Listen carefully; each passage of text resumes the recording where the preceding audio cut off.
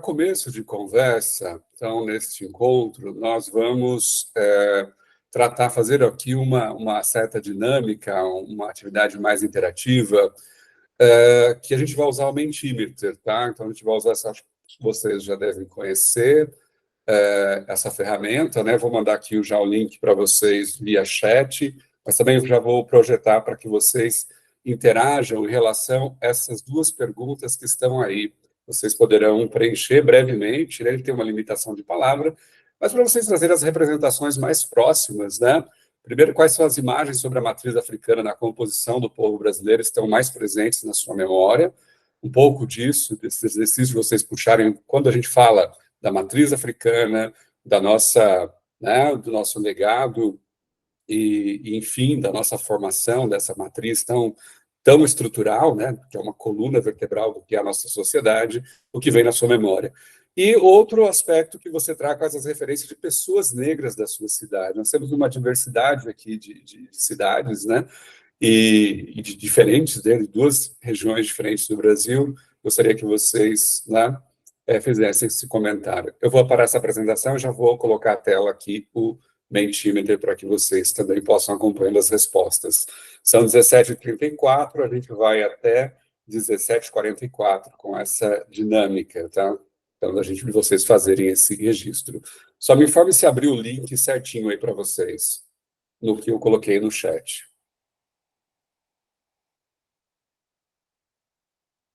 Apareceu a questão? O que está aparecendo? Se não apareceu, eu vou projetar a tela, e aí fica, então, acho que vai ser outro formato. Apareceu, Vidal. Ok. Então, vamos lá.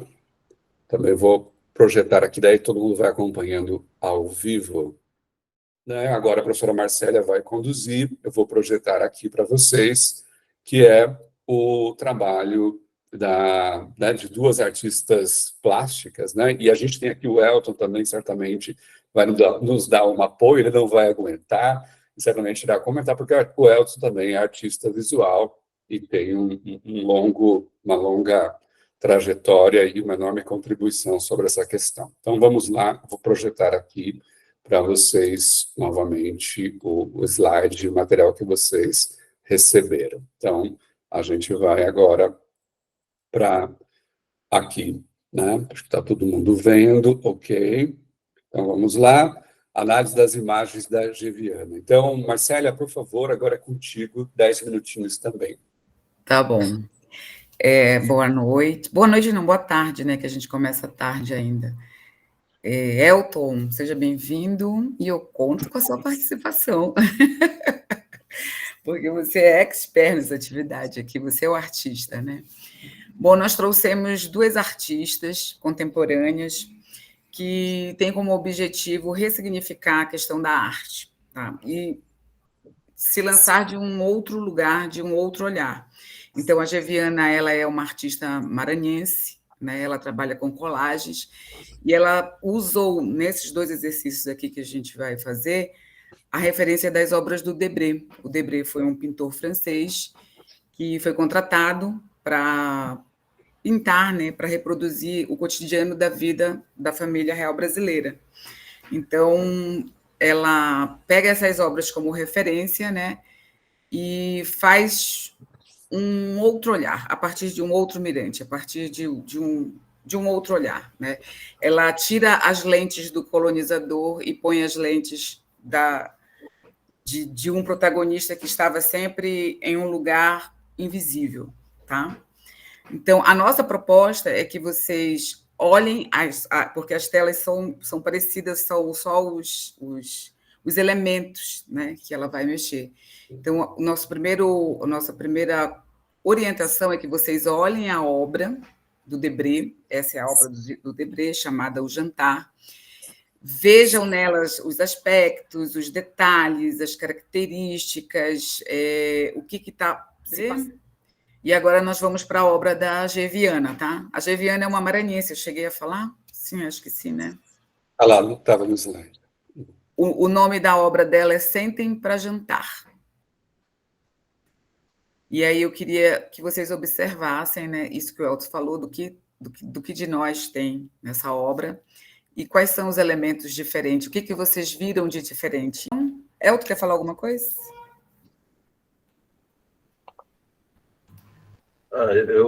Primeiro, eu gostei muito das intervenções da Neide, do Josemir. Eu acho que são obras assim que elas nos convocam mesmo a fazer esse exercício que vocês estão fazendo, né, que é de enxergar isso no tempo, né? Enxergar assim o quanto isso é presente enquanto visão e imaginário sobre a população negra e quanto isso nos formou, né? A Neide fala dos livros didáticos, né? Então, nós vimos essas imagens, nós tivemos acesso a essas imagens, não foi de agora, né? Não foi no nosso mestrado, doutorado na universidade, isso aí é desde lá, da nossa antiga quarta série, quinta série, e continua presente nos livros didáticos ainda, né? Então, essa questão da imagem formando os nossos imaginários e as nossas visões enquanto povo, enquanto sociedade, enquanto lugares que as pessoas ocupam.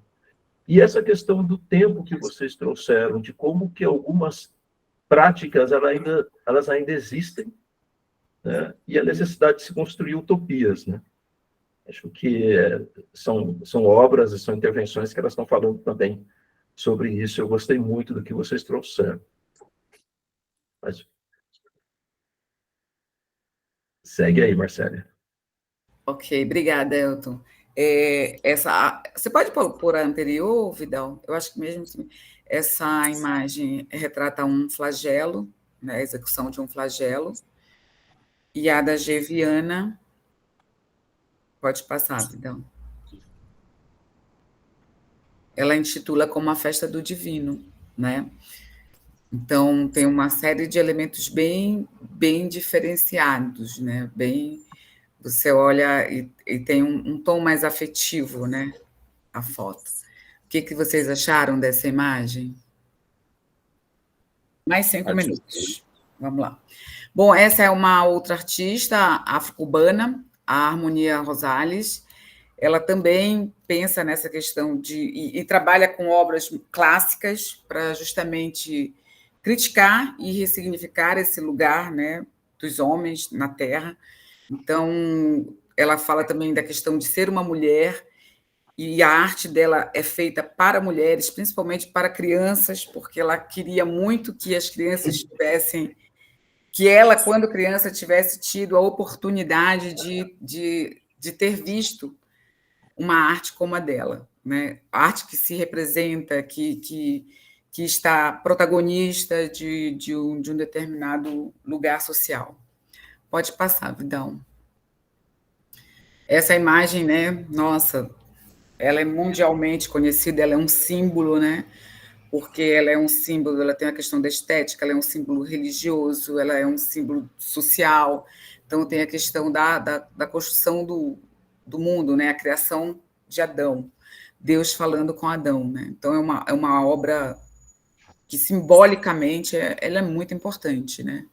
Porque ela traz inúmeras reflexões. Pode passar para a obra da Rosales. Aqui ela coloca duas mulheres negras, né? São duas mulheres negras. Então, a obra dela ela sempre vai trabalhar com as mulheres, porque ela fala que as mulheres, né, elas foram as mais invisibilizadas mesmo.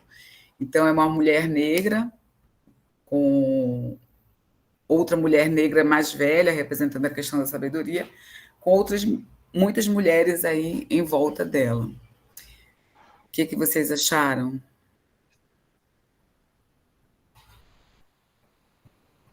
Já pensou se a gente tivesse assistido assim? Acho que por um momento pensar, né? Eu sei que é difícil pensar, mas assim, a gente pensar se tivesse visto anteriormente essa imagem e não a outra.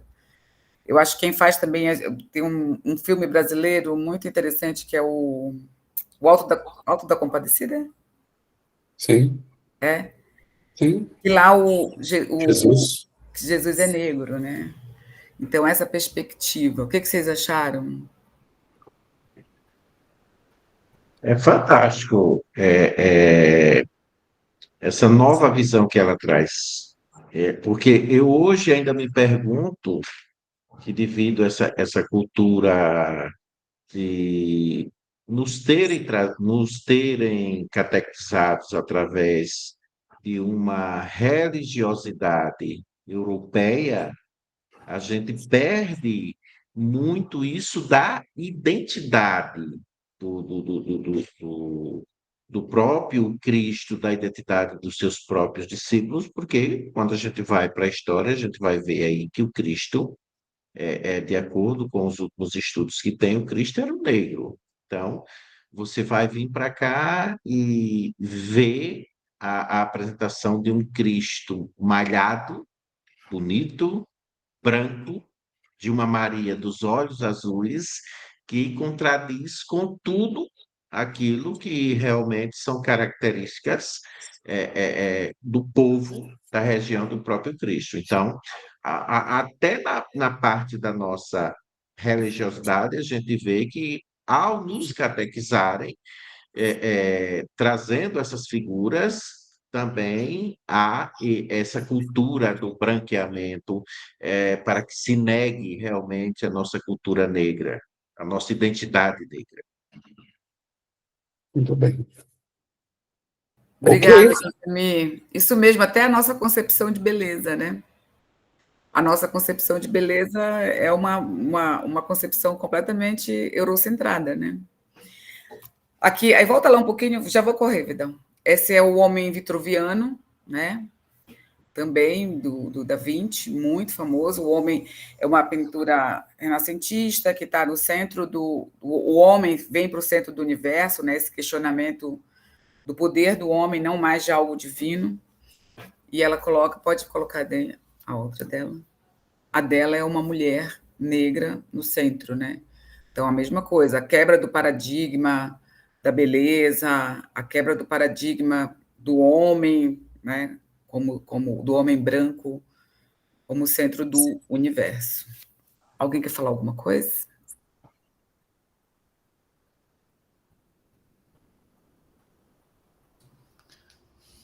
Eu acho que tudo isso diz muito respeito a uma mudança de perspectiva, né?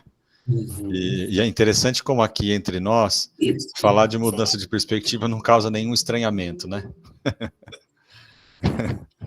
A gente não causa nenhum estranhamento, né? Eu acho que de alguma forma a gente entende como possível, como verdadeiro, como real, como significativo, como representativo, né? E eu acho, até fazendo menção, né, ao motivo de estarmos aqui, assim, né? Levar isso para fora, né? Quebrar a nossa bolha, né? Perfeito. É isso mesmo, sair da bolha. Levar para fora, né? São imagens que a gente pode considerar novas, né? São imagens novas, né? Porque em livro didático a gente ainda vê uma repetição dessas imagens. Obrigada, gente. Vidal, passo a palavra para você. Eu só queria falar uma coisinha, Vidal, antes, só fazer duas provocações com base nessas imagens e nessa dinâmica. Uma provocação imaginem vocês, aí como a gente está falando de imagens, de imaginários e tal, eu convoco vocês a imaginar se a construção das imagens ao longo do tempo e a construção das imagens que nos construíram, se fossem essas e não aquelas. E não as imagens brancas, representadas por pessoas brancas, e que retratam tanto as pessoas brancas, muitas vezes num lugar de poder, e as pessoas negras num lugar de subalternidade. Então, para a gente entender a força e o impacto dessas imagens, é interessante a gente pensar, assim, e se a nossa formação tivesse sido outra? Tivesse sido com base nessas imagens que foram apresentadas aqui por essas duas artistas. Se fosse com essa mudança de paradigma, se fosse com essa mudança de visão, né? Será que que sociedade que nós teríamos, né? Que imaginários que nós teríamos, que visões que nós teríamos? Acho que essa é uma provocação. E uma outra provocação quando a Geviana ela fala da sua obra como uma apropriação traumática de Debré. E traumática, porque ela é de confrontamento mesmo dessas imagens que foram construídas. E aí a gente pode pensar que no nosso contexto de educação, nós não estamos falando necessariamente de que, bom, Debré precisa ser cancelado, precisa sumir dos livros de história e não vale mais a pena a gente ter Debré e tal. E aí, muitos, talvez, historiadores, gestores, educadores, vão ficar espantados e vão ficar realmente perturbados, porque, puxa, não podemos tirar Debré dos livros de história. A questão não é tirar Debré dos livros de história. A questão é ter Debré e ter Geviana nos livros de história. A questão não é tirar Michelangelo dos livros de história e da história da arte. A questão é ter Michelangelo e ter outros artistas que confrontam essas imagens dentro de um outro campo. Porque aí é a educação fazendo o seu papel, o seu trabalho de leitura crítica mesmo da sociedade, de repensar mesmo modelos, né? De provocar outras reflexões e outras atuações nisso. Né? Então, são essas duas provocações que eu queria deixar para vocês aqui. Eu queria deixar de falar, eu quero falar bem, né, brevemente, mas não atropeladamente, sobre, eu acho que um conceito que todo mundo já viu, já leu, né? Todo mundo que está aí na educação tem sempre tratado da questão que, olha, o racismo no Brasil é estrutural. Tá? Então, ou seja, nós somos uma sociedade estruturada pelo racismo. Né? O racismo está presente, o racismo está na estrutura da sociedade. Né? Mas gostaria de enfatizar alguns elementos, alguns pontos, né? Porque, ao mesmo tempo que essa definição, ela tem ainda, do ponto de vista acadêmico, muitas críticas e muitas limitações no que tange à epistemologia, né? Tem um debate grande, por exemplo, com o Silvio Almeida, que trouxe e popularizou esse conceito, e o Gessé Souza, por exemplo, né, que vem, inclusive, vai ter um livro lançado no ano passado, Como o Racismo Explica o Brasil, e questiona, por exemplo, o conceito de racismo estrutural. Do ponto de vista acadêmico, nós temos um vasto debate, um importante debate, que é o campo, né, da academia. Mas, né, só lembrando aquilo que vem sendo trazido pela literatura sobre essas diversas dimensões do racismo, né, que é importante a gente ter clareza, porque, né, ou melhor, clareza, não sei, mas melhor entendimento, né, dessas dimensões do que o racismo tem na nossa sociedade e como que isso desemboca na educação. Então, a gente tem que entender que existe o racismo numa esfera que é individual, né, que é um fenômeno psicológico. Existem aquelas pessoas que não gostam, por exemplo, não toleram ou não aceitam conviver com pessoas de um outro grupo étnico, por exemplo, né? Ou seja, há esse tipo de pessoas. E esse tipo de comportamento é uma patologia, né? É uma anormalidade, é uma irracionalidade, né? Isso precisa tratar essa pessoa para que ela possa, né, ter uma vida social, né, que seja ampliada e que possa superar esse tipo de segregação que não faz nenhum sentido. Então, existe sim, existirá e existiu sempre pessoas racistas, né? Ou seja, esse comportamento pode ser verificado no âmbito da pessoa, né? Então, essa pessoa que é racista, mas não a sociedade. E, claro, isso pode ser enfrentado, né, por meio da educação, levar a uma mudança de perspectiva, uma mudança cultural, portanto, a uma conscientização. Já essa forma, né, ela reflete uma fragilidade, é uma visão de mundo limitada e uma postura muito reducionista sobre a vida, sobre a realidade humana. Né? Já nós temos o racismo, outra dimensão é o institucional. Né?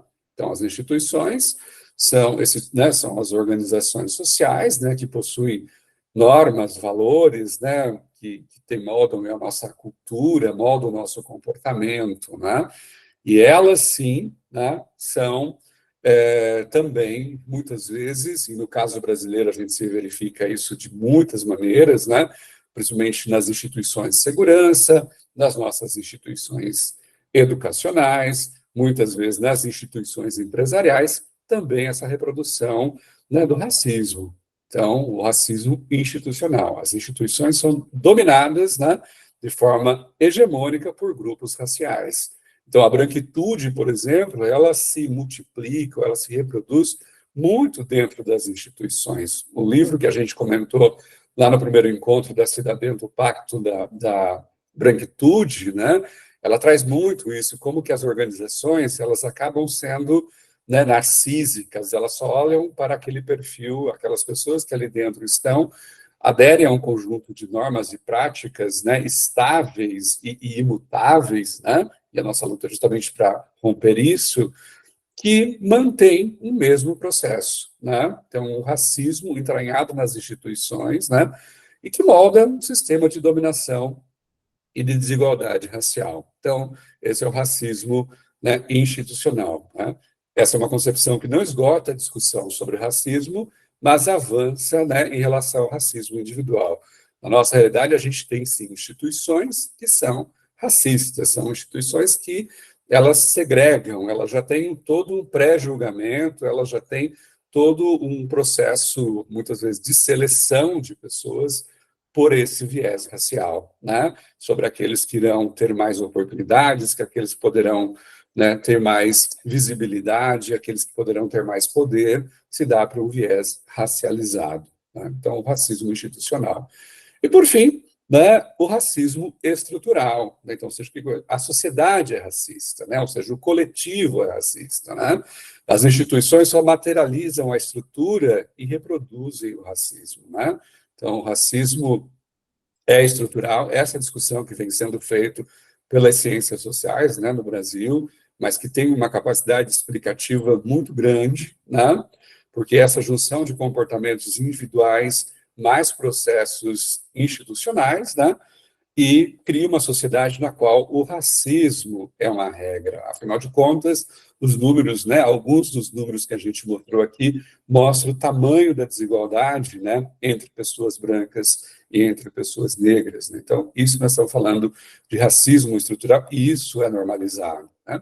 Então, o racismo na estrutura da sociedade está além do indivíduo, né? Então, por isso que essa discussão que a gente precisa ser antirracista, anti essa estrutura, não é só eu não sou racista, eu sou antirracista, né? Porque quando eu não denuncio, quando eu não me incomodo, quando eu não me mobilizo, quando eu não tenho nenhum tipo de ação contra o racismo, a gente está mantendo essa engrenagem, né, a pleno vapor.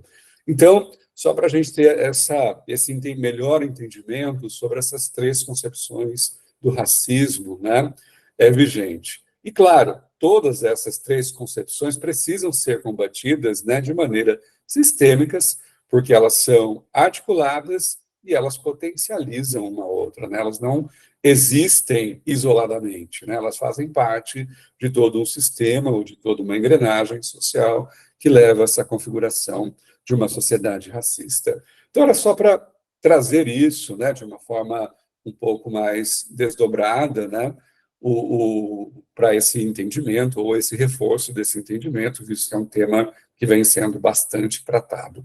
Tudo bem, gente? Alguma dúvida até aí?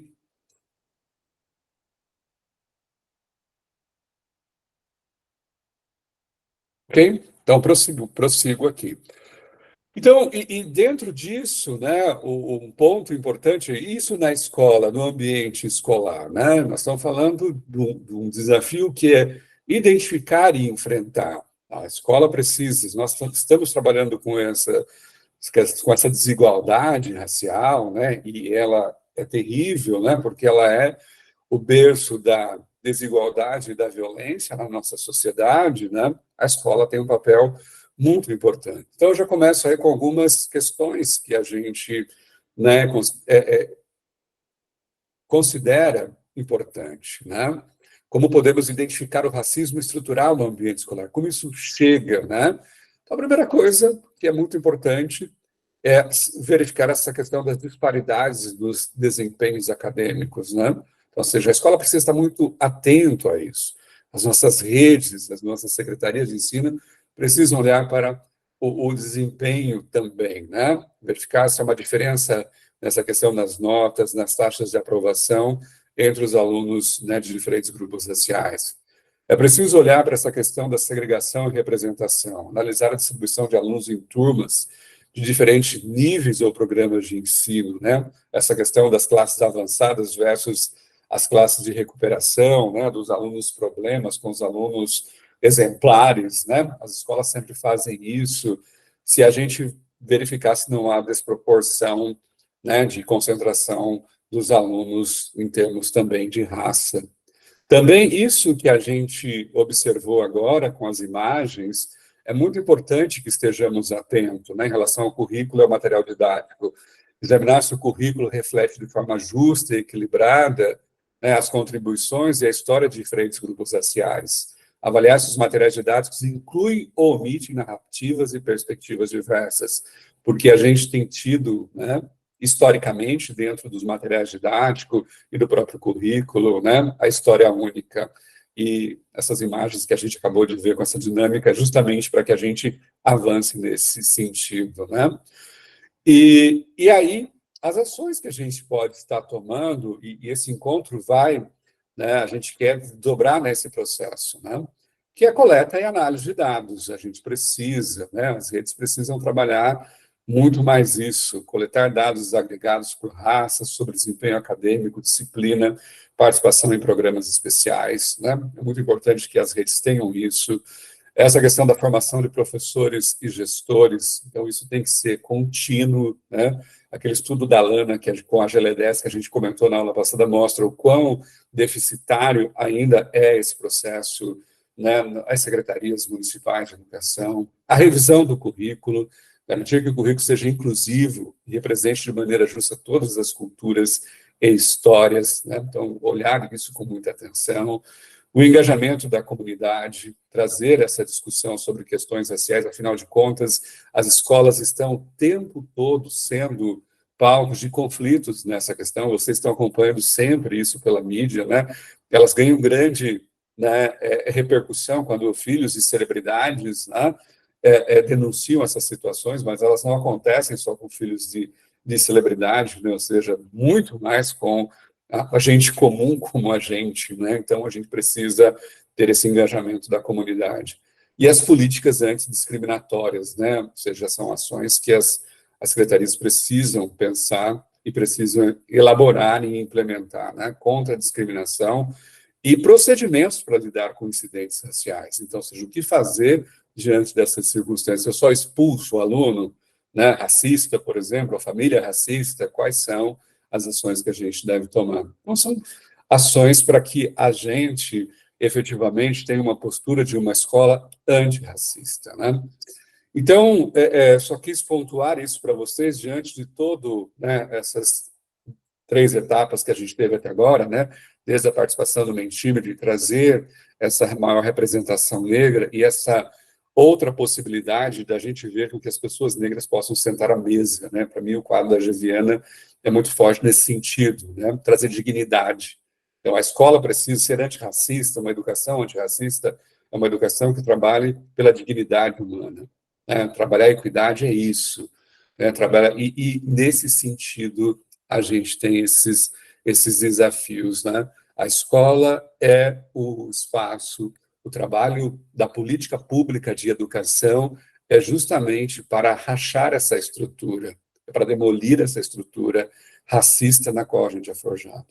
Então, essa é a minha reflexão, né, até esse momento aqui da formação com vocês.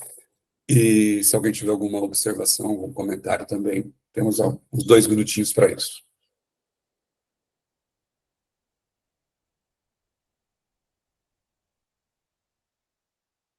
Bom, se não, Marcélia, por favor. Hoje as pessoas estão reflexivas. Estão pensando, refletindo. Não é verdade? Exato. Ouvindo Ouvindo. com atenção. Obrigada, Elisaneide. Bacana. Bom, Marcélia, contigo, então. Obrigada, Vidal. Viu? A gente continua, o Vidal falou essa questão do acesso à educação, né? Então, a gente vê quando foi que essas políticas foram institucionalizadas, né? Quando foi que a gente começou a falar em diretrizes para a formação dos professores? Então, a gente tem uma série de decretos aí que começa em 1854 só que não contempla a questão da educação das pessoas negras, né, do povo negro. O povo negro ficava sempre à margem e proibido, né? Por sinal, as leis que existiam proibiam o acesso das pessoas negras às escolas. Nesse decreto de 1854 é possível ver. Não podiam os leprosos, né, e os negros, não podiam adentrar a escola. Então, esse outro decreto de 1878 é a mesma coisa, não se fala em população negra. Algumas instituições religiosas faziam esse trabalho de alfabetização. Um tempo depois, a gente vai ver que há uma possibilidade dos negros estudarem, mas através da educação profissionalizante, né? E quando a gente vai ver mesmo materializado a questão do acesso e da inclusão, é quando os movimentos negros se organizam, né, e demandam mesmo por essa pauta de educação como algo principal. Porque se não há educação, não tem como essa comunidade se equiparar, avançar, né, dentro de um país onde a educação é muito importante para que você faça a mobilidade social. Então, a gente vai ver o movimento negro unificado, né, e essa organização do movimento negro pautando a questão da educação. Então, nós vamos ver isso muito tempo depois. Tem o livro da professora Virginia Santana, acho, sobre a lei de cotas, em que ela coloca todas as leis de todos os municípios, de todas as cidades, né? As cidades do Brasil que impediam os negros de adentrar a escola. Então, ora, se a gente não tem a questão do negro ainda dentro da escola, imagine professores que sejam preparados para lidar com a questão da formação da população negra no Brasil. Pode passar. Então, o professor Kamengele Munanga é um dos autores, eu acho que a Mariana falou nele na aula passada, né? Mas ele é um pesquisador, né, e um professor que atua muito nessa área. Quando a lei é aprovada, 10.639, ele tem uma preocupação enorme, né, em falar com os professores, em fazer conferências com os professores, encontro com os professores, porque para ele, que estuda desde 1975 aqui a questão do negro no Brasil, ele falava, olha, nós somos formados dentro de uma estrutura muito racista. Nós todos, professores, somos educados dentro de uma estrutura muito racista. Como é que a gente, a partir de agora, que existe uma lei para a gente falar da história, né, dos africanos no Brasil, como é que a gente vai fazer isso, sendo que a gente foi colonizado com essas ideias de formação racista? Então, por isso que ele chama para ele aqui essa perspectiva de conversar com os professores e falar, é muito importante que essa peça seja movimentada. Quem? Os professores, os educadores. E para que essa lei seja cumprida efetivamente, a gente precisa que esses professores tenham uma formação antirracista, que conheçam essa política antirracista. Eu coloquei essa coisa do currículo, que a gente já falou lá nas obras, mas eu coloquei essa tela aqui do Grito do Ipiranga, do Pedro Américo, porque ela é muito ilustrativa assim, na questão da história do Brasil também, na questão do nosso currículo.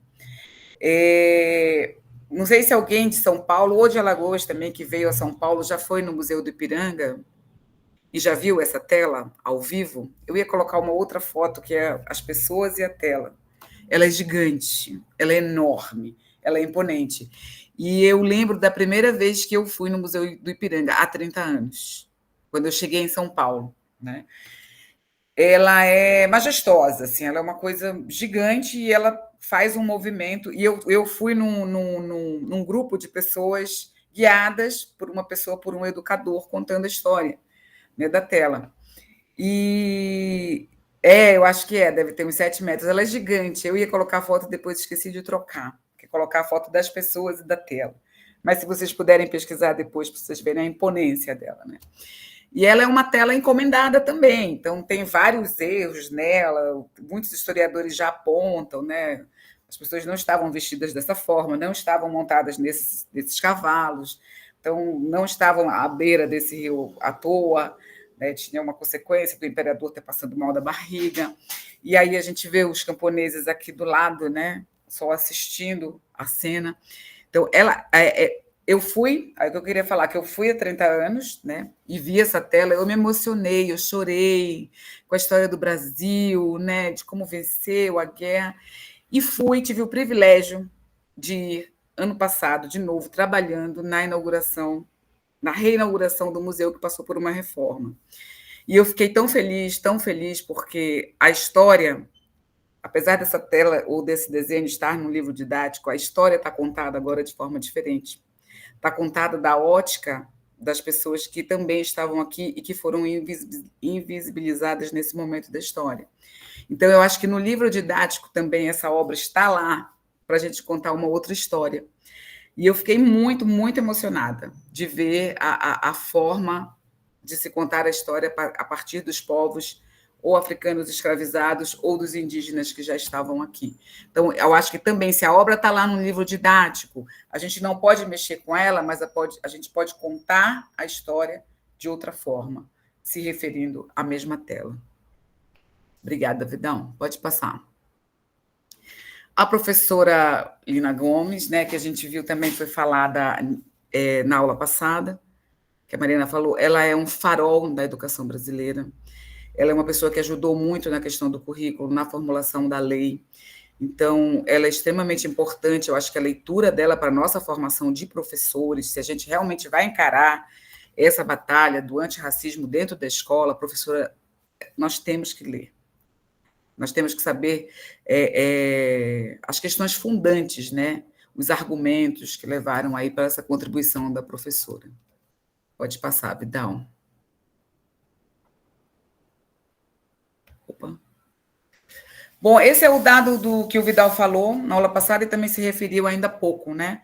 Da pesquisa do Instituto GLE10 e do Instituto Alana, que 20 anos, mais de 20 anos de lei, né? E aí a pesquisa que eles fizeram há pouco tempo, um radar, um diagnóstico muito preciso de quem está levando a sério e quem não está levando a sério.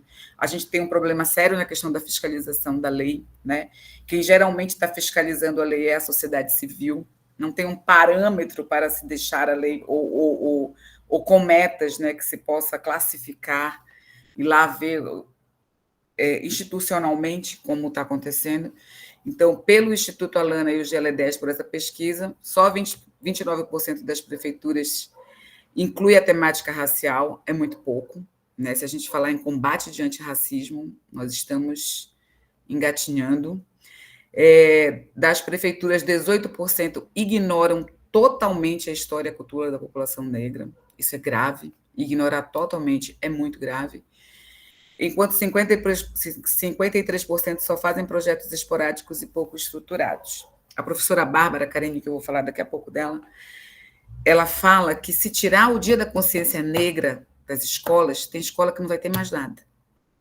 Que são essas questões dos projetos esporádicos, né? É só o Dia da Consciência Negra.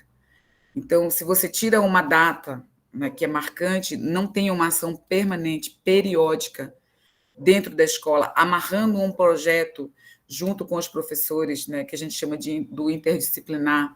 Olha, vamos fazer uma reunião aqui e na sua disciplina matemática, na sua disciplina história, na sua disciplina sociologia, na sua disciplina filosofia, falar sobre a questão dos negros no Brasil, né, ou dos negros como filósofos também, como historiadores, né, trazer essa comunidade para o protagonismo. Pode passar, Vidão.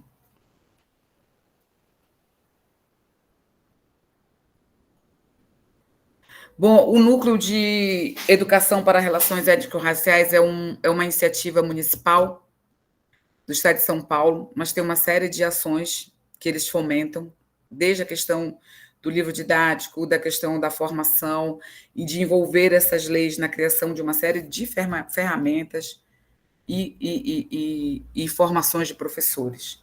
Tá? Então, depois eu trouxe só para ser ilustrativo, no sentido de dar um exemplo como essa prefeitura está movimentando nesse aspecto. Pode passar, Vidão. Professora Bell Hooks, né? Essa é outra referência incontornável para nós professores nessa perspectiva de formação. Ela fala do professor das práticas do professor, mas ela não fala como responsabilidade de colocar tudo nas costas de um professor, né? Mas ela fica perguntando assim, quem é esse professor? Quem é essa professora? Como é que se constitui esse docente? Como é que se percebe esse sujeito histórico no emaranhado da teia social aí? Quais são as percepções desse professor? Né? Então, quando a gente vai fazer uma formação de professores, a gente também tem que entender qual é a perspectiva, onde esse professor está, de onde ele fala, quais são as referências dele, como é que ele está se relacionando com esse tema também. Esse tema também é um problema na vida dele. Então, eu acho que a Bell Hooks ela traz a questão do amor, né? Ela traz a questão do afeto, para que a gente também discuta essas questões de forma afetiva, no sentido de se colocar dentro. Então, a gente não está com formação do professor falando para o outro, a gente está dentro de todo esse processo. Então, como é que a gente sente estar dentro desse processo também? Ok?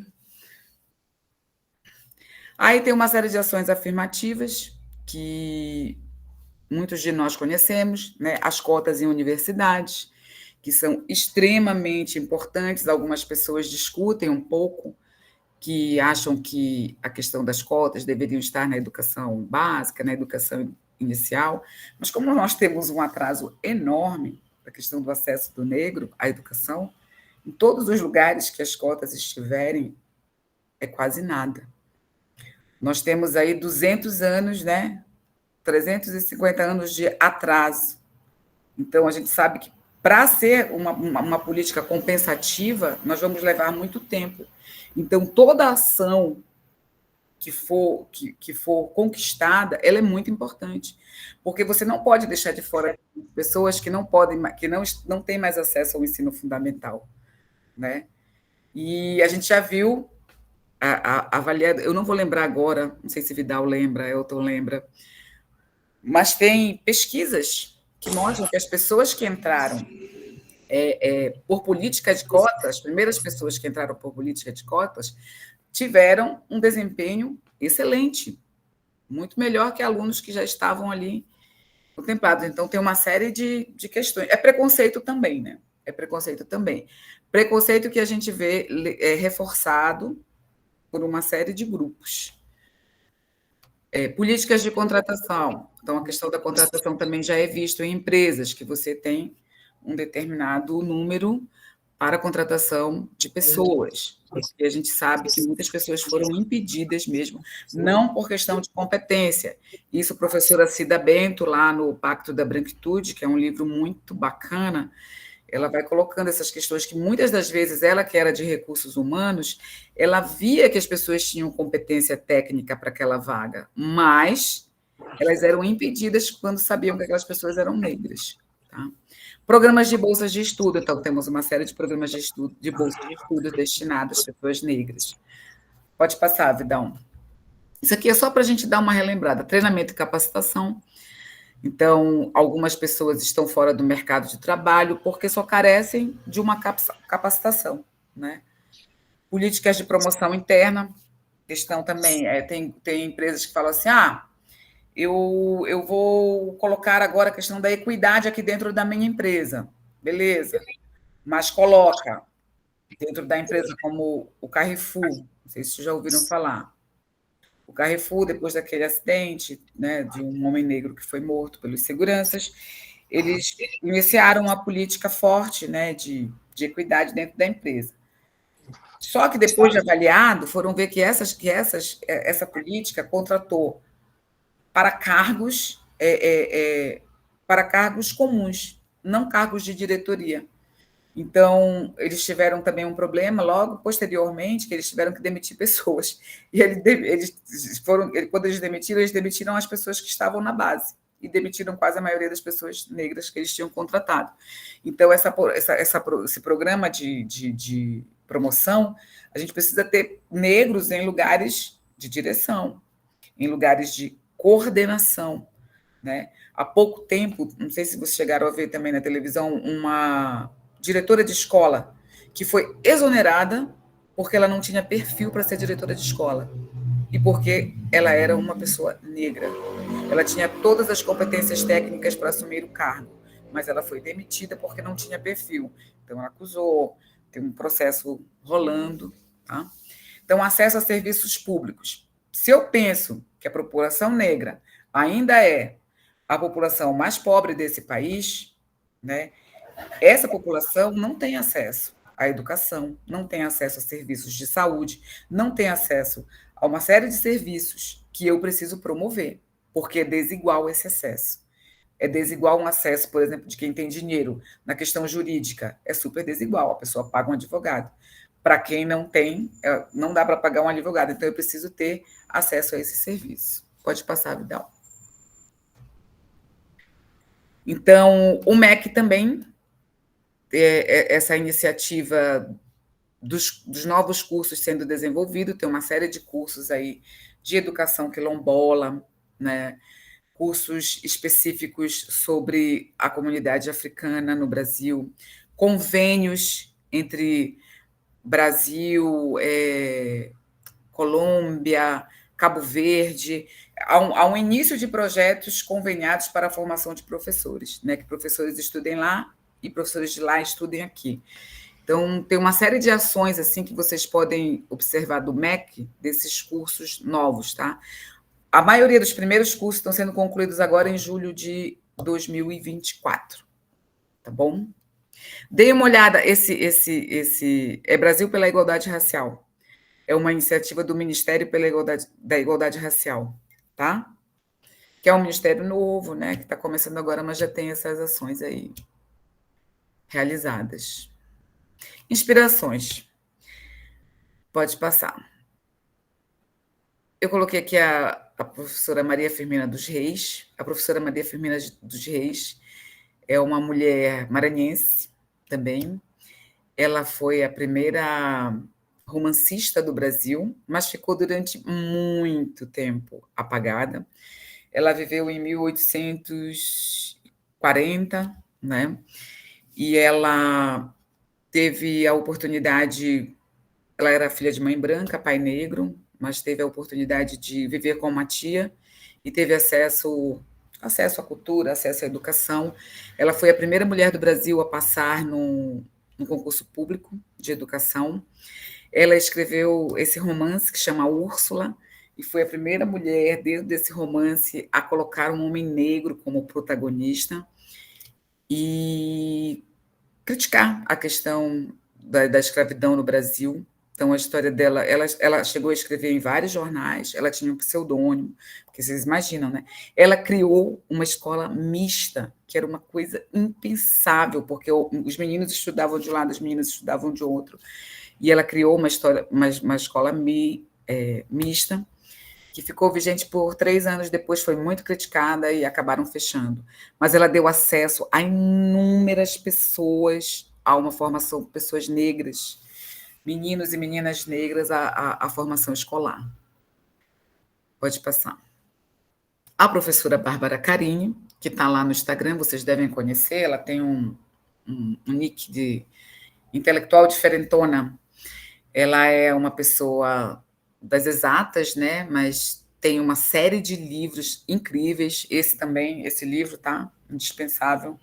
A gente não pode... Das exatas, não, ela também é graduada em filosofia, tá? Ela é graduada em filosofia depois, mas ela vem pela área de exatas, né? Sim, ela vem pela área de exatas. Eu acho que a curiosidade dela e o movimento dela contestatório começa muito porque ela é uma das pouquíssimas mulheres e negra única, né? Mulher negra ali dentro daquele meio. Então, e a professora Bárbara Carini também tem um projeto de uma escola afrocentrada, né, que é a Maria Filipa. Então, é bem bacana, é uma escola que vai sempre trazer todos os negros e a história africana como protagonista. Ela tem um calendário de datas comemorativas incrível, se vocês puderem acessar, dentro do livro dela, que ela vai contemplar a Revolta dos Malês, né, várias datas de Iemanjá, que tem a ver com a cultura negra, né?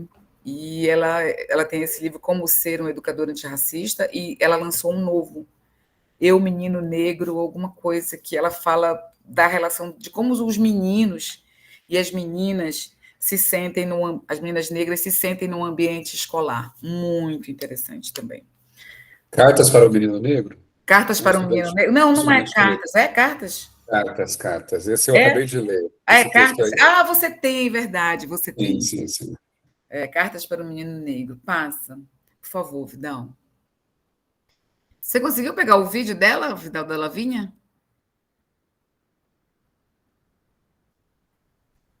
Tá Marcelo, eu mudo. estou preocupado com o tempo. Eu vou Ah, mandar o é? link para o Ah, pessoal então tá bom. assistir. A professora Lavínia Rocha, ela é professora e escritora também. Eu não sei se vocês viram, ela viralizou na rede ano passado. Ela chega com os alunos no primeiro encontro e ela pergunta o que os alunos sabem da África. E aí os alunos começam a falar, né? Ah, negros, escravizados, pessoas magras, fome, né? E depois ela faz um trabalho durante o semestre com os alunos, mostrando. E aí tem o outro vídeo que ela faz a mesma pergunta e eles vêm com muitas referências. É muito bacana. Tá aí o link para o vídeo. Tá bom? Obrigada. Bem, bom, gente, Marcela, obrigado. Pessoal, Marcela, então, trouxe aí uma série de aspectos, vários pontos, né, da reflexão sobre que as secretarias, né, ou seja, os formuladores e os implementadores de políticas públicas, né, precisam trazer, precisam estar atentos, precisam observar para que a gente tenha efetivamente secretarias municipais de educação antirracistas, né, e que estejam focados nessa questão, né, da qualidade, da inclusão e da equidade. Eu só chamo a atenção de um aspecto que a Marcela falou. Esse material da Lana, a gente vai explorá-lo na próxima formação, porque ali está muito voltado mesmo para a gente olhar. Porque primeiro a gente vai partir para a apresentação do Elton sobre a rubrica, que é né, já é trazer para vocês essa questão dessa imersão, né, desse olhar para dentro, desse olhar para a realidade em que vocês estão atuando, a partir dessa ferramenta da cor. Mas antes disso, eu só queria enfatizar uma coisa da Lana, e uma coisa que precisa, que nem o material do Ministério da Educação, né, está tendo uma pesquisa, um censo, né, das práticas antirracistas, então o autor vai falar sobre isso, foi lançado agora no começo de maio, o quão nossas cidades, ou as nossas redes, elas não incorporam, e para mim, eu já falei isso no encontro passado, dotação orçamentária. Só 8% dos municípios, né, dentro da LOA, dentro da planilha, né, orçamentária das secretarias municipais de educação, existe um recurso para a equidade racial. Então, essa é uma das coisas muito importantes que a gente precisa pensar. Mas eu só estou pegando isso porque a Marcela apontou, ou seja, o quão ainda, né, esse estudo mostrou frágil esse processo da educação para as relações étnico-raciais, o quão ainda não é devidamente implementado, mas uma das coisas que me chama a atenção é que gostaria que vocês começassem a pensar o quão existe de orçamento para isso, desde para comprar material, para formar professor, para fazer levantamentos, né? Mas, Elton, eu vou passar a palavra para ti, porque o Elton vai trazer, você tem aí uns 20 minutinhos, você perdeu o tempo, né? Cortando o seu tempo, a ideia era de terminar às 19 e ter melhor, mas pelo menos a gente conseguir fazer até uns 20 minutinhos aí para a gente discutir mais. Por favor, a fala é sua. Por favor, se apresente. Obrigado, Vidal. Vou ter que correr um pouco aqui, mas tudo bem, a gente consegue fazer. Novamente, eu sou Elton Souto, sou presidente do Instituto da Cor, cientista social de formação, um mestrado em política pública, e eu atuei durante 25 anos na área de educação, né? Como professor de educação básica, como arte educador, Tom Vidal, Marcélia, falaram lá atrás, né? Eu sou artista visual, tenho uma vida paralela como artista visual, que eu consigo desenvolver aí de uma forma que eu considero adequada, está sendo muito legal. E atuei também como gestor na implementação de projetos na área de educação, então, em projetos em secretarias de educação, em projetos de educação integral.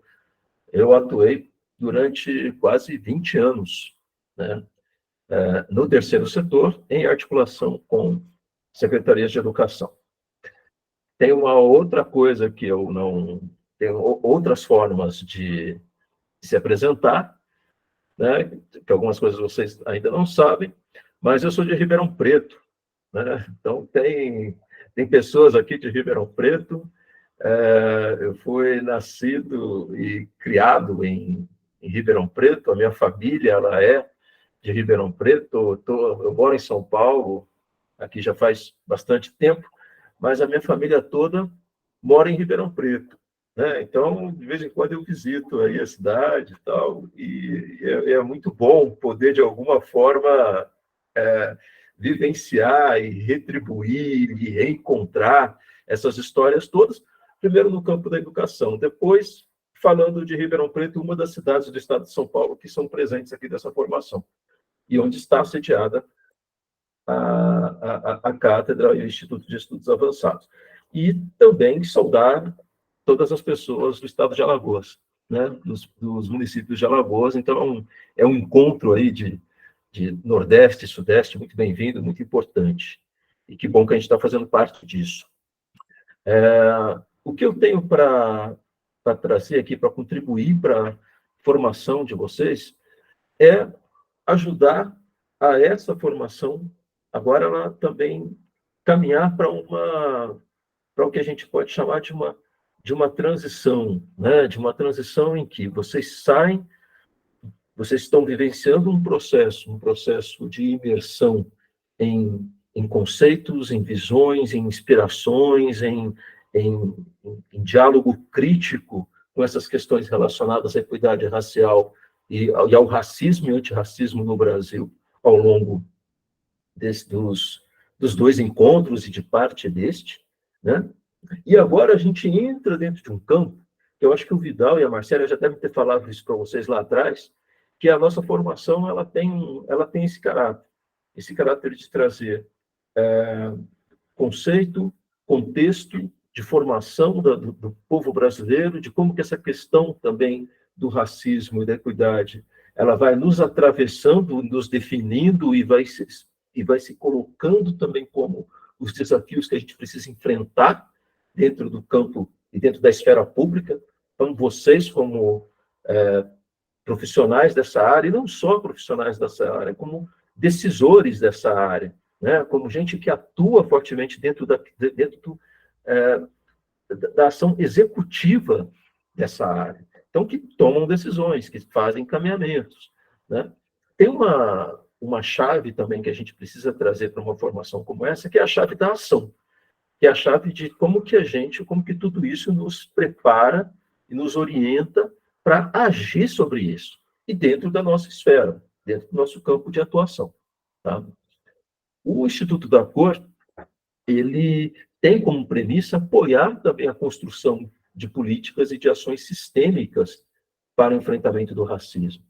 E uma das contribuições que nós fizemos, uma das ferramentas que nós criamos, associando essa questão de construção de indicadores, atuação para o enfrentamento direto e a questão relacionada a dados e instrumentalização para a área pública, para poder atuar nesse campo, nós criamos uma rubrica, um conjunto de indicadores para uma Secretaria de Educação poder enxergar quais são as ações necessárias e sistêmicas que precisam ser implementadas dentro de um campo de política para as relações, para a educação, para as relações étnico-raciais. Então, é essa transição que a gente está fazendo na formação nesse momento, que é trazer também instrumentos para apoiar vocês na ação concreta para identificar os desafios e atuar sobre eles, certo?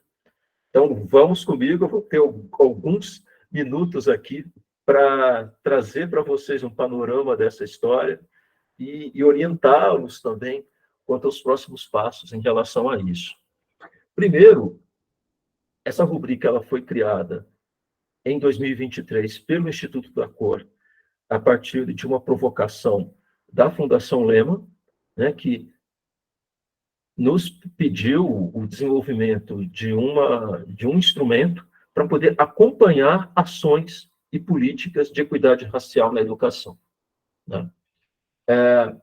Em termos gerais, a rubrica ela é um instrumento avaliativo e formativo de acompanhamento de ações. Então, aqui a gente está falando, gente, de acompanhamento de processo, tá? E não uma avaliação de pontos de chegada, certo? Em termos específicos, ela é compreendida como uma ferramenta que tem que ser transparente, objetiva e especialmente acolhedora, tá? E por que acolhedora? Porque nós estamos falando de ações e de atuações que, infelizmente, elas não são ainda, elas podem estar se tornando consenso da educação. A questão da equidade racial ela pode estar começando a aparecer na centralidade da discussão educacional, só que nós passamos a vida inteira sem trazer essa centralidade, sem olhar para essa centralidade. Então, ao mesmo tempo, esse é um processo que ele é novo. E é importante que a gente encare dessa forma, tá? E quando a gente fala de ser acolhedor, é porque vamos acolher esse processo, vamos entender onde nós estamos, para a gente poder agir a partir disso, né?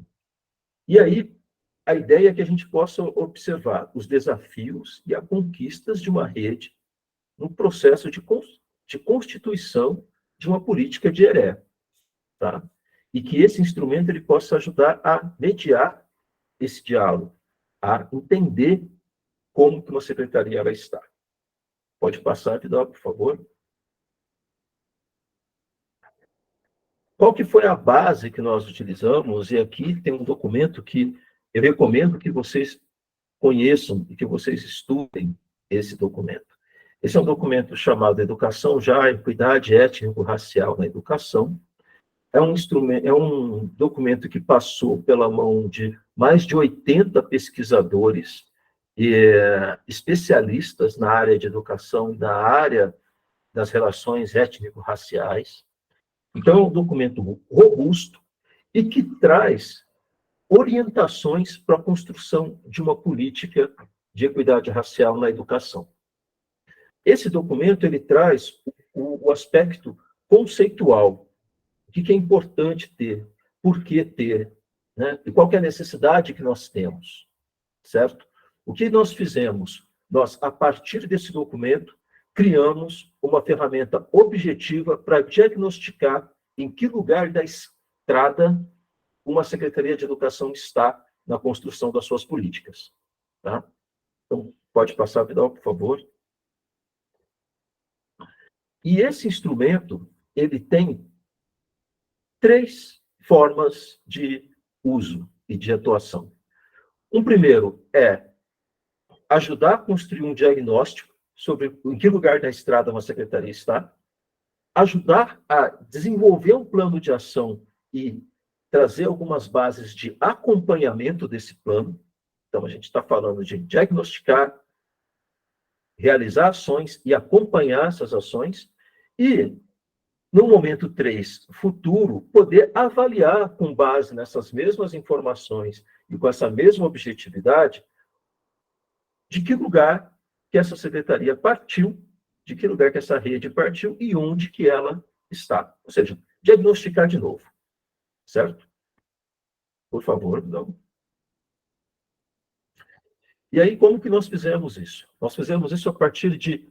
Nós pegamos aquele documento, baseados também em outros estudos que fizemos, baseados também na nossa própria vivência na área de educação. Então, estamos falando aqui de pessoas fundadoras do DACOR, eu, Vidal, Alexandre, que estão na educação e no trabalho educativo há mais de 25 anos, né?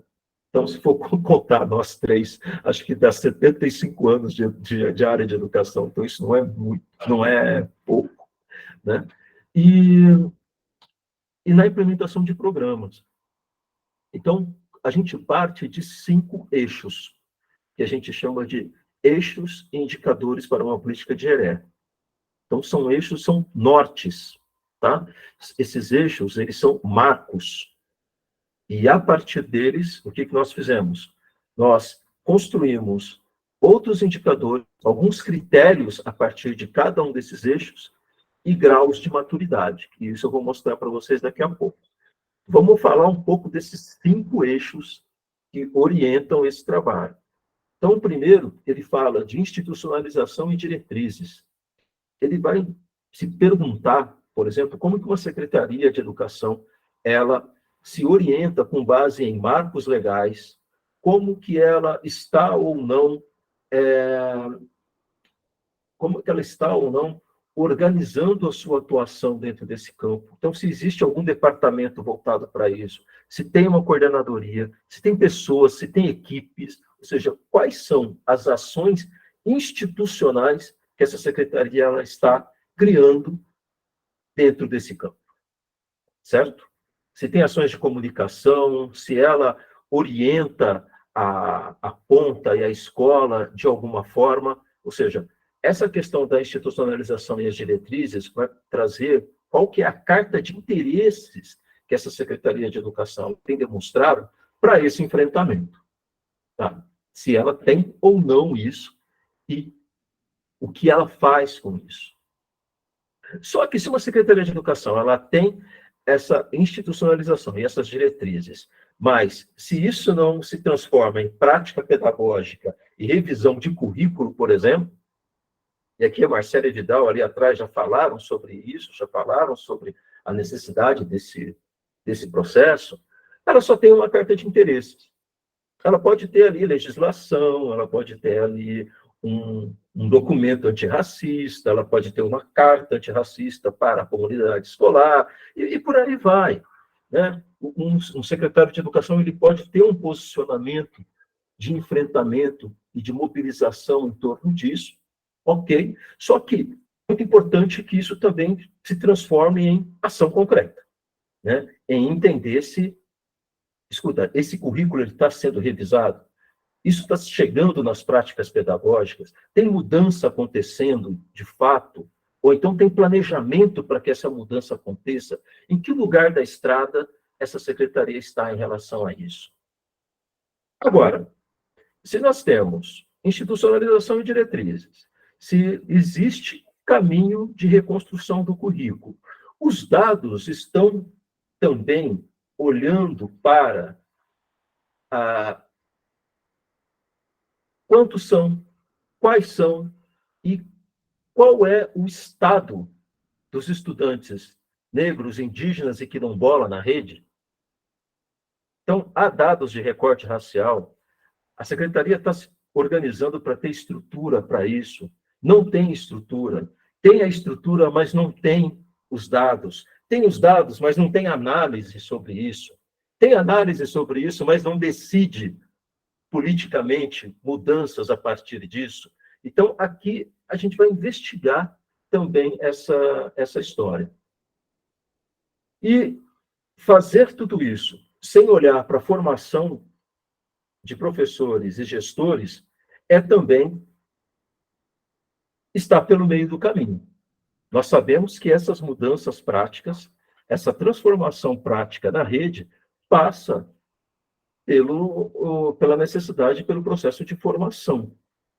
Agora, essa formação, quantas vezes nós ouvimos secretários de educação, pessoas como vocês falarem, puxa, a gente investe em formação, investe, só que não sabemos, só que essas formações, na hora que a gente vai ver as avaliações externas, essa formação não está reverberando em mudança em sala de aula. No nosso entendimento, falta um componente aí, que é o acompanhamento pedagógico. Por isso que nesse eixo, o eixo 4, a gente casou formação e acompanhamento, para entender o quanto uma secretaria, o quanto uma rede, ela está se organizando e se estruturando para isso. Nesse campo aqui, por exemplo, a gente vai poder enxergar aquelas ações pontuais que a Marcélia trouxe. Né? Tá bom, existe formação, só que essa formação acontece só em novembro ou é uma formação contínua, continuada, que está, de fato, instrumentalizando e transformando práticas dos professores? E o acompanhamento pedagógico está demonstrando que isso está acontecendo ou não. né? E o quinto eixo trata de ações afirmativas, que dialoga com a questão da institucionalização. E fala de uma necessidade, especialmente, como que essa rede de ensino ela está se organizando para, especialmente, cuidar da entrada e permanência e atuação de pessoas negras nos lugares de gestão e nos lugares de liderança. Porque qual que é a nossa tese? A nossa tese é que é importante que se tenha pessoas negras, indígenas e quilombolas nos lugares de liderança e de tomada de decisão. Tá?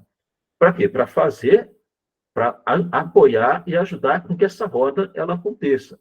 Para que não sejam pessoas que fiquem isoladas, que fiquem sozinhas, que preguem no deserto, que tenham que lembrar o tempo inteiro que a educação para as relações étnico-raciais é importante, que precisa estar na centralidade. Tá? Então, esse conjunto de indicadores aqui, eles olham para isso. Alguém pode falar, puxa, é importante que fossem 10, é importante que fossem 3, é importante que fossem 25. Nós criamos 5. Né? Nós olhamos para essa forma até para que seja algo factível, para que seja algo que caiba na mão de vocês. As políticas, gente, as ações, elas precisam caber na mão das secretarias. A gente não pode correr um risco de ações como essas, estratégicas e importantes como essas, sejam entendidas como ações a mais que uma secretaria precisa desenvolver.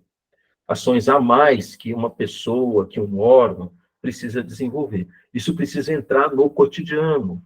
O ideal é que entre dentro do campo das ações que nós chamamos de ordinárias dentro de uma Secretaria de Educação.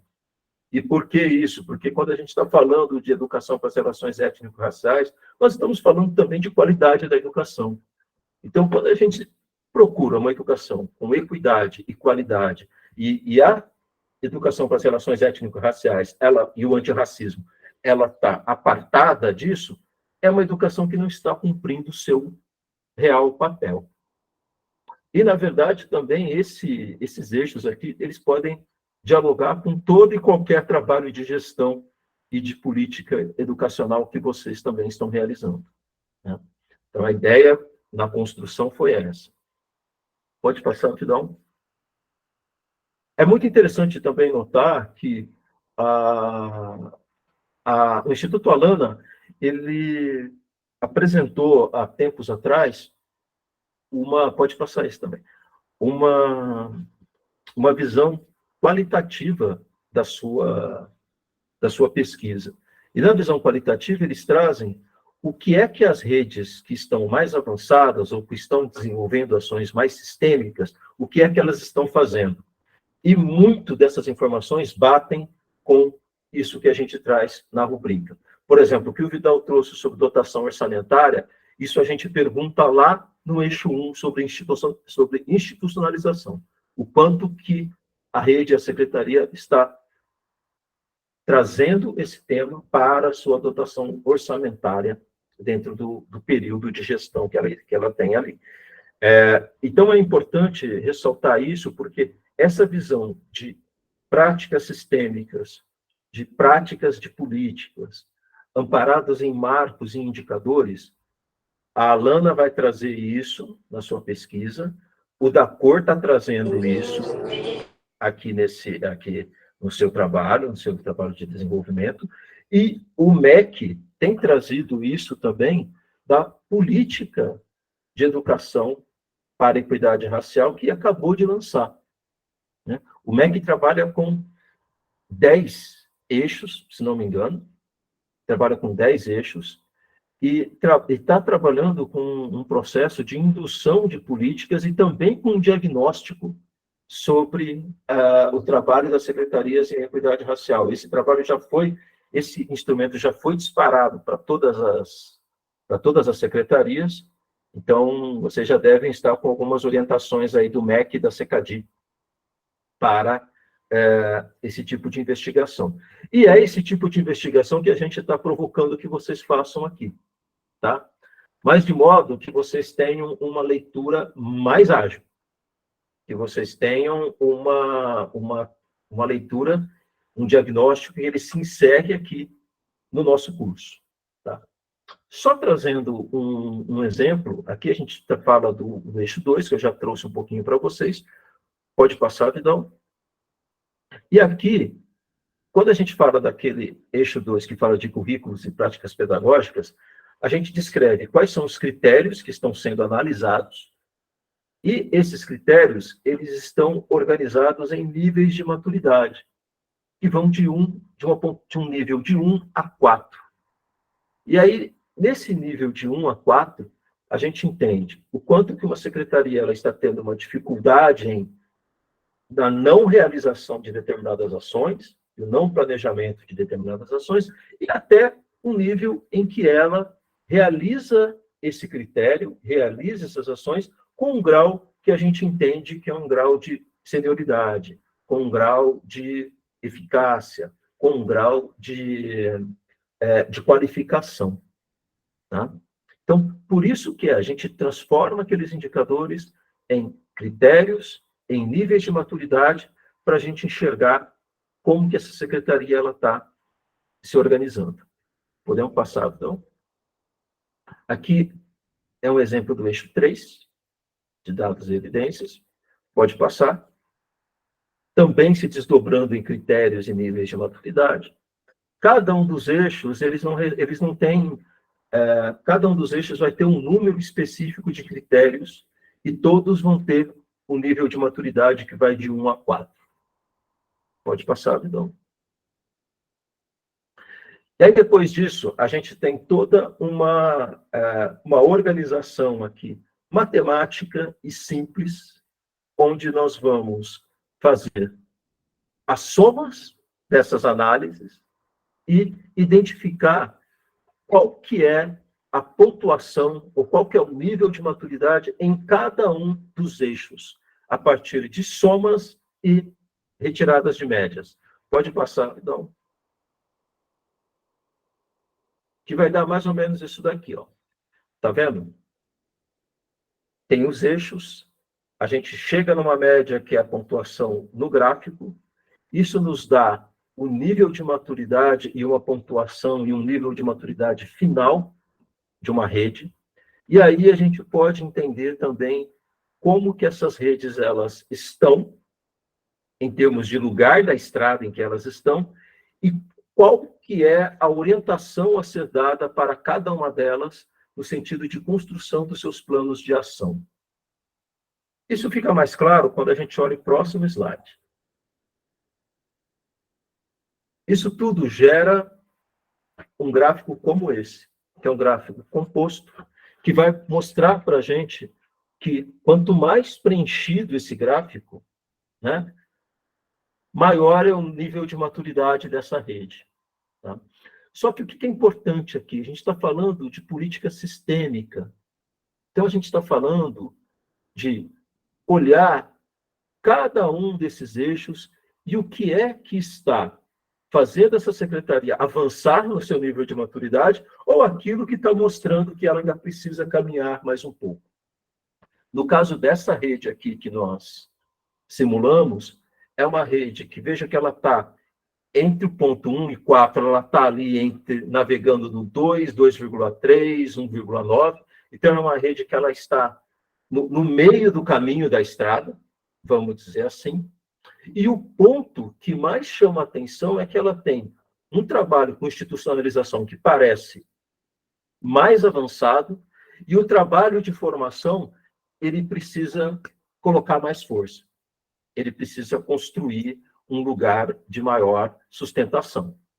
Então, isso é interessante também, do nosso ponto de vista, para que as redes elas possam entender os seus pontos de alavanca, então, onde que ela é forte, que ela pode turbinar e qualificar ainda mais o seu processo, e como que esses pontos de alavanca pode fazê-la mudar e melhorar uma outra dimensão. Então, olhando para esse caso aqui, uma rede que ela tem uma institucionalização mais forte, que tem diretrizes que são mais fortes, que ela tem possivelmente um gestor, um secretário de educação mobilizado.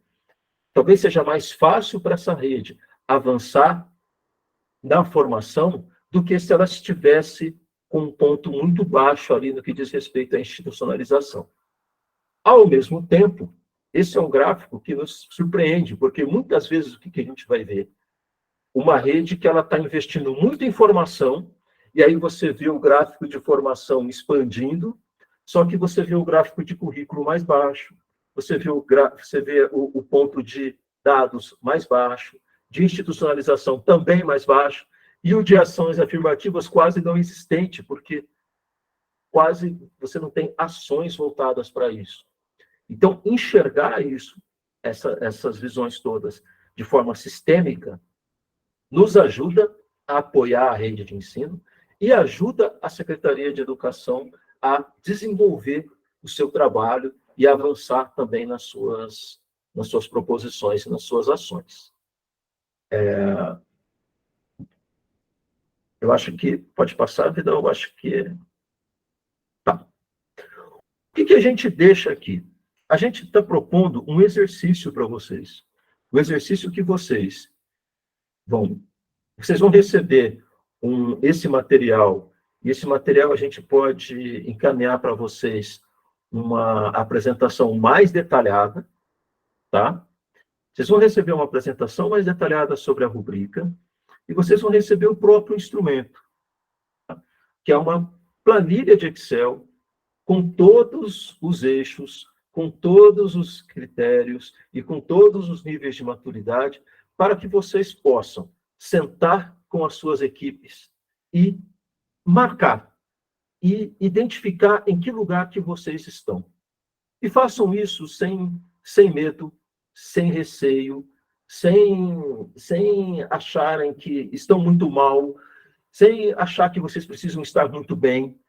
Tragam o máximo que vocês trouxerem, que vocês conseguirem. Se não tiverem determinadas informações, uma coisa que a gente sempre diz, não ter o dado é também dado, né? Então, não ter a informação também pode nos dizer, pode nos dar orientações e visões que, puxa, precisamos investir e avançar em determinados pontos.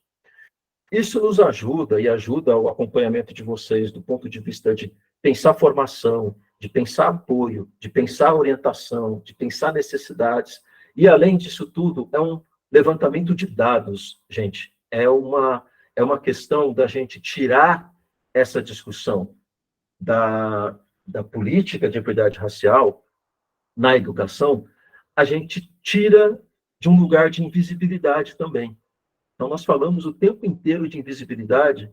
Então, trabalhar com dados, levantar informações sobre esses temas é visibilizar para a gente poder enxergar onde que podemos apoiá-los nesse processo. Então, o que acontece daqui para frente? A ideia é que amanhã já esteja disponibilizado para vocês a ferramenta, para que vocês façam essa análise. Vocês terão até o dia 12... Até o dia 12? Não. Até o dia 5. Até o dia 5, vocês têm para nos devolver, então, encaminhar de volta, postar isso, a gente orienta isso tudo direitinho para que vocês encaminhem, né? Isso é uma oportunidade de olhar para o território, e essa é um ponto-chave que você trouxe, uma oportunidade de olhar, gente, e olhar com critério, olhar de forma objetiva. O prazo está muito curto. Eu vou te dar um outro prazo ainda mais curto. Sabe qual é, Edja? O prazo mais curto ainda é que, do dia 5 para o dia 12, que é o momento do nosso penúltimo encontro, último encontro, a gente aqui no DACOR vai ter que pegar todos os dados de vocês, organizar isso tudo, transformar em gráfico e devolver isso para vocês no dia 12. Tá? A gente está com uma missão assim, quase impossível, mas nós vamos fazer. Para quê? Para que a gente possa dar uma devolutiva para vocês sobre essas questões. E a gente possa pensar juntos também sobre caminhos de solução. Podemos fazer uma apresentação por secretaria. A gente vai organizar os dados por secretaria, tá? No dia 12, claro, não vai dar para a gente falar de cada uma, mas a gente deve trazer uma visão geral das secretarias aqui, e vocês vão receber a devolutiva de cada uma das secretarias, o gráfico de cada uma, tudo direitinho. Tá vendo? Como o nosso prazo é muito menor do que o prazo de vocês. E que mais que eu ia falar? Tá. Então, a ideia é essa. A ideia é que vocês façam, então, esse percurso. Amanhã, tudo isso está disponibilizado para vocês. Eu só queria mostrar para vocês, bem rapidamente, Vidal, se você puder parar de compartilhar, esse aqui. Isso. Aí eu só vou mostrar bem rapidamente, só para vocês verem um pouquinho a cara. Temos 8 minutos, para dar 7h30. É bem rápido mesmo, assim. Ó, aqui é o instrumento que tem a rubrica toda, tá vendo? O nome do território, a data de coleta, e aqui tem o eixo, a descrição do eixo, os critérios, e onde vocês marcam, e onde vocês colocam observações também. Tragam observações, tá, gente? Olha, não foi possível coletar, aqui não está muito claro, a gente não entendeu. Podem trazer esse tipo de informação aqui nas observações. E é um instrumento, é uma grande planilha já formatada, já organizada, para que vocês possam fazer. Se vocês precisarem imprimir, já está organizado para imprimir por páginas também, da melhor forma. Ok? Cuidem de suas emoções, no sentido de que, olha, isso daqui nos ajuda a avançar, a entender para onde que a gente precisa ir. E contar com apoio para isso. São 19h30, então nós encerramos esse encontro por aqui. Agradeço muito a presença de todos, o engajamento, e até o próximo encontro, a próxima formação.